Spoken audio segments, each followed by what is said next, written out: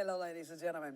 Welcome to the morning sprint, y'all. It is Friday, and it's time for us to celebrate because, again, I don't know about you, but it's been a long week, and I'm super happy that we're finally made our way toward the end. But you know, we can't end the week without giving you another jam-packed morning with Joe on a way for us to see all the different stories that you guys want to hear about, you guys want to see about, smile about, anything that is keeping people talking around the world. Now, today on the Morning Sprint, later on in the show, I want to show you this heart-stopping video right here to show you why I love law enforcement so much. If you've seen this viral video before, you see there's a tiny little boy right here. An officer found this boy caught on body cam. You can hear the audio and all that stuff. We're going to get to it again later on in the sprint, but we got to end our week on a positive note with all type of good news that is happening in our community. For example, the Danville Calm Source organization opened a 23-hour crisis center. It's to help members of the community with a place to go to avoid having to be hospitalized or sent to jail. They're also expanding their mental health and addiction recovery services to veterans. Ribbon cutting ceremony is at noon today, and 10 News will be there, of course, showing you guys all the cool things coming their way to help that initiative. We share what it means for those in need tonight on our 90 minutes of local news starting at 5 p.m. So make sure you're checking it out. We're going to try to give you guys a glimpse of what's going to take place at this ceremony at noon. But for right now, of course, a very thorough and deep dive into the story is going to be happening in our 90 minutes of local news starting at 5 p.m. Virginia's sweetest event ever of the year returns this weekend. You guys some Maple Festival. Highland County Maple Festival back on Saturday. It's known as the local legacy, bringing thousands to the region since 1959. Visitors learn how syrup is made at the sugar camps while enjoying treats like maple donuts, buckwheat pancakes, and so much more. Hours of the festival include Saturday from 9 to 5 and Sunday 9 to 4. Now, there is a new thing that they're doing this year, which is trying to give everybody a chance to cut down on the traffic congestion via complimentary shuttle tomorrow, running from 8:30 a.m. to 5 p.m. Organizers say that the visitors can park for free at the Monterey Stockyard, and the shuttle will travel to the Spruce Street for the drop-off and pickup area at the Highland Center in Monterey, and then continue on back to the Monterey Stockyard. So you'll have a ride there to cut down on the traffic congestion. But if you love you some Highland County Maple Festival, I did try their maple syrup one time, and yes, it is really good. We used to cover it live in Virginia Today. We've been doing it for several years now, and again, if you guys are going out and enjoying this festival, please share some of your syrup with us because, again, it is very popular. And speaking of sweetness, get this, beloved ice cream shop in Lynchburg back in business. Mr. Goodies opened for the 2024 season this week, and get this, they did so 5 days ahead of schedule. From the cones to the sundaes, they're known for unique flavors of homemade ice cream, Italian ice, and Dole Whips. This year is also a big milestone for the Sweet Spot on Timberlake Road because it's been serving up soft serve for almost 2 decades. We're sticking in the business community, man, because there's a lot of good things happening in our community. A lot of you guys are excited about. For example, we got another Wawa. Check it out. Another Wawa convenience store is on the table for our region. The latest proposed location is right outside Lexington on the East Midland Trail. Rockbridge County says that the site is already zoned for business. Once the plan is revised, the county's tourism board will have a final say on approving the project. As we reported, the plans are also underway for Wawa stores in Lynchburg, Daleville, and Campbell County. And speaking of businesses coming to our area, you like you some coffee, we got you guys another Starbucks hookup that's coming to downtown Roanoke. It's located at the corner of 110 Franklin, the former Norfolk Southern office tower, which is south of the market, next to the Fountain and Hampton Inn on Church Avenue. Landscaping crews were seen working by the outdoor patio, but no word yet on when it will open. Store is currently hiring for baristas and shift supervisors. So if you guys are interested, please be following the story closely because we sure will. And we are doing everything we can to get you a job and get you guys some more coffee. If you woke up this morning, walked outside, you didn't need a jacket, but you may have to get a little rain jacket later on in the day. Meteorologist Marshall Downing joins us with our Friday forecast. Hello everyone. We're pretty dry through most of today, but we do have some showers coming later on that'll turn to consistent rain overnight and stick around through most of Saturday. Accumulations for a lot of us are under an inch, except in parts of Highlands and up towards Lexington. Could get more than an inch there, maybe some localized flooding, but that's about it. Storm chances are pretty low. After that, we're dry but windy on Sunday with temperatures around 50. We keep on warming up nicely through next week. All right, Marshall, thank you so much. If you didn't know it, today is National Women's Day, and what better way to celebrate it than to show you an American woman who kind of made history. Check this story out. Sailor Cole Brower just became the first American woman to race solo nonstop at the unassisted around the world. Says that, or nonstop and unassisted around the world. Brower finished the global solo challenge this week after 130 days at sea. She is a better woman than I am. She set off from Spain in October before going around the globe and ending back in Spain. 29-year-old finished second place in the race and was both the youngest skipper and the only female sailor in the fleet of 16 boats. Along her journey, she was able to gain popularity on social media, sharing the ups and downs of life at sea. Man, I can't tell you. She is way better than me, man. A strong woman, and apparently got a strong stomach because, man, going that far and being that much on the water for 130 days around the world and back, ooh, that is something else. That's something special right there. But shout out to her, and shout out to her for completing this and accomplishing this right in time for National Women's Day. And speaking of women, let's get to Queen Dolly, man. Dollywood better than any other theme park. That's what Southern Living has declared, actually. Dollywood heading into the 39th season, and this year's received multiple other recognitions, including in National Geographic. The Dollywood Heartsong Lodge and Resort was recognized as one of the top hotels around the world. The park opens tomorrow for season pass holders and Saturday for everyone else. Says this season they're opening the Dolly Parton Experience, which is entirely newly designed area of the park, including a behind-the-scenes look at Dolly's iconic life. Dolly, can't nobody do it better than Dolly. I'm sorry. I'm going to be that person. I'm going to mention this. I didn't know Dolly before I moved to Roanoke. And I know some people are just like, how could you not know Dolly? No, I didn't. I didn't know her before, but now, like I said, I got so much respect for that woman because she is by far doing it right in her career, doing it right with her legacy and doing it right, leaving a path for not only her family to be successful and set up for the rest of their lives, but it's inspiring other people, and I really, really absolutely love that, and it's very inspiring. So hopefully one day I might end up being like a Dolly. You never know. Okay, let me tell you guys about this. So you already know how much I got trust issues with artificial intelligence, but there is something that could possibly help you find the person of your dreams, apparently. Allegedly, I'm going to say.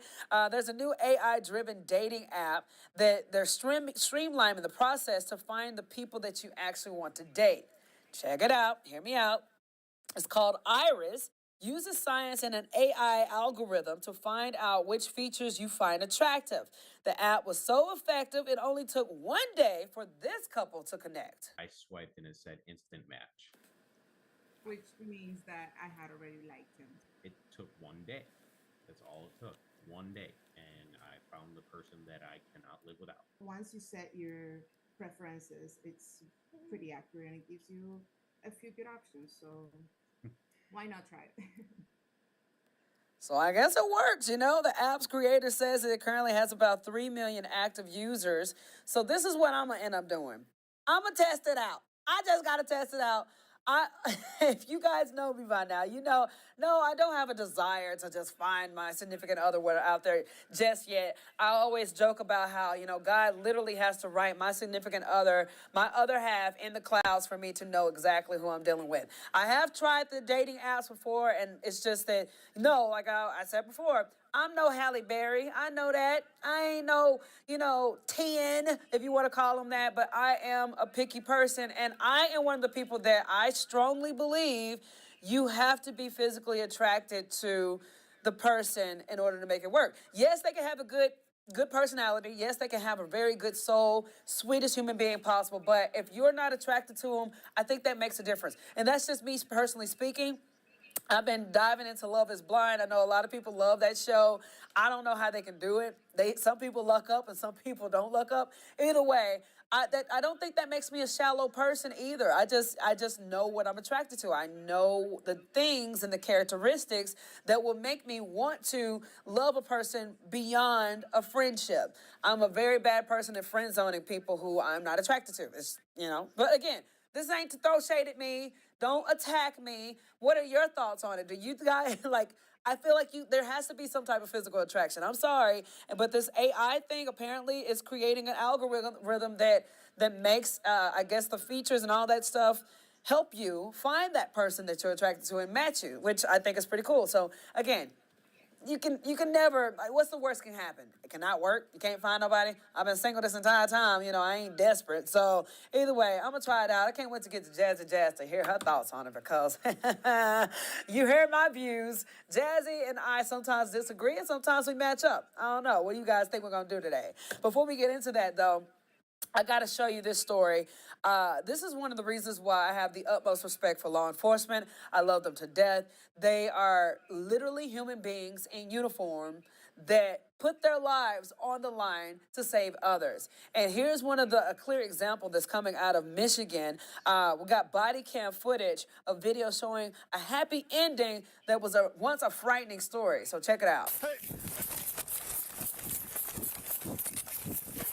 5118, we got crime. Hey, buddy! Hey! Hey!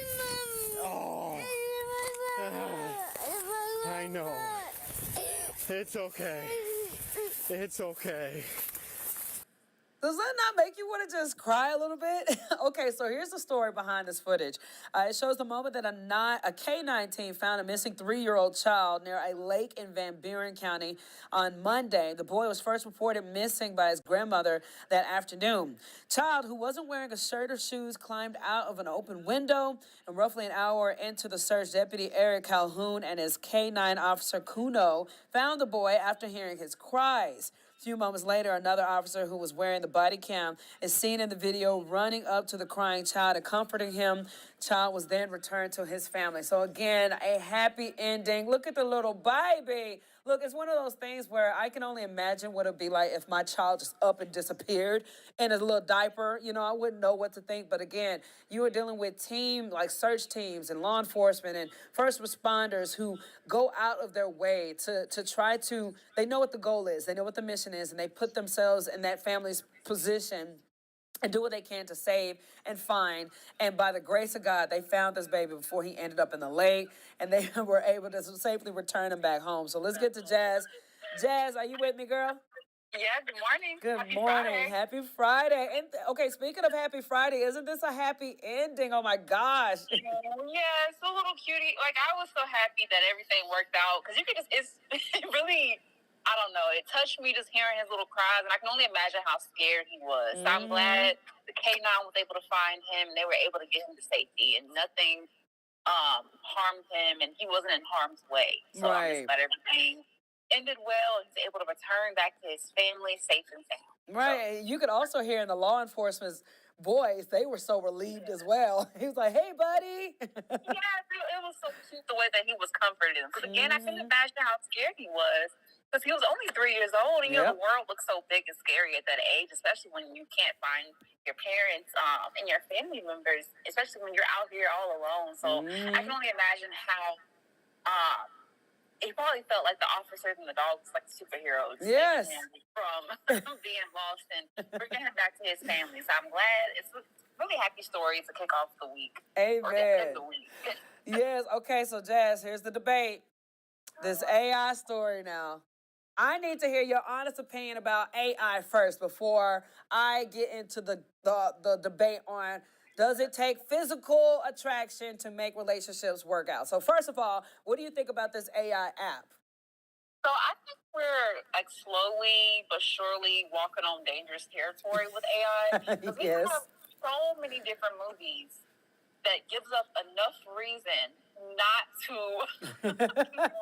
advance in AI. We got our robot, we've had plenty of warnings in movies. If we just keep on advancing it, I think it's a beautiful thing, but it's also a dark side to it where it can go horribly wrong. Yep. And I think they are becoming way too involved in our life, because it's getting to a point where no one's gonna have jobs. Yep. Because they're starting to take over a lot of skill sets and starting to execute a lot of skill sets as far as writing up content and even creating graphics and stuff like that, and even going as far as creating music. And now they want to bring them into our dating life. Yeah.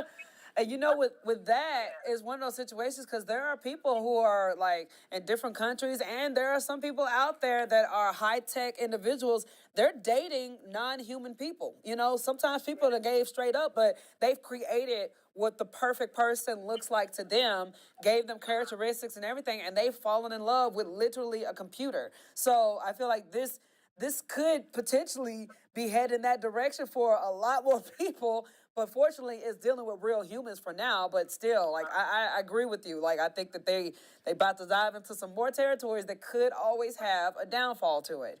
Yeah, I mean, like I said, there's definitely some benefits to it, but I think we are walking on dangerous territory because we're taking the humanity out of a lot of things as far as just different tasks. And like when we write stories, like you and I, we put a lot of emotion into it, especially when it's a feature story that we're covering on someone. Or I imagine artists when they're creating a painting or a graphic design, when they're creating the perfect graphic, a lot of thought and emotion and creativity that goes into that. Yep. But when you bring in AI, you kind of strip it of that raw emotion. And then when you bring AI into your dating life, the interactions and being able to meet that person aren't as authentic. Like imagine you having grandkids one day, and they ask, "How did you meet Dad?" and they're just like, or you have kids, and they ask, how did you meet Dad? And you have grandkids, and they ask, how did you meet Granddad or whatever? Yeah. And you tell them that you met because the AI set you up. Yeah. I don't know. So people who are willing to try it, I feel there are benefits to it, and it's nice. And it's a cool way to see if it works and see if you can find your perfect person using that. But in my opinion, I think, like I said, I think we're walking on dangerous territory. And I think we need to be very, very careful. Yeah. Okay. So here's the debate. Like I said, I think a person could be as sweet as possible, can fit all the boxes as possible, but if there is some type of physical element that you are not attracted to, I think it won't, some relationships out there, it works out like that, but for me personally speaking, I think a person has to be physically attracted to somebody to really fall in love with them. What do you think? Well, I think it works both ways. I think you need to be attracted to that person physically, but not only that, but mentally, spiritually, all those different elements. Because someone can be attractive physically, but the personality doesn't line up with yours. Yeah, they could be a little third part. Yours. So I think it goes both ways, honestly. No, 100%, because literally, and that's another thing. I'm not the type of person that goes after looks first. If they're attracted, cool. But I know how some people who know that they look good can take advantage of people and happen to be very ugly at the core. I'm just the type of person that I love good people, and if they have physical characteristics that I also find attractive, that's when I'm just like, okay, this person could potentially ease past the friend zone, if that makes any sense. Friend zone. Hey, friend zone. Look, I will say, hey, brother, to you in a heartbeat if I find if you're a good person, I'm not attracted to you. I put you in the family zone. I'm like, yo. Y'all hear that? So Daphne says, hey, brother, to you. No, that means it's coming from a good place. It's coming from a good place, Jazz. All right, Jazz. You got anything else, girlie? No, that's it. All right, love. Well, you have a great weekend. All right, you as well. All right, guys. Again, I know Jazz put it out there.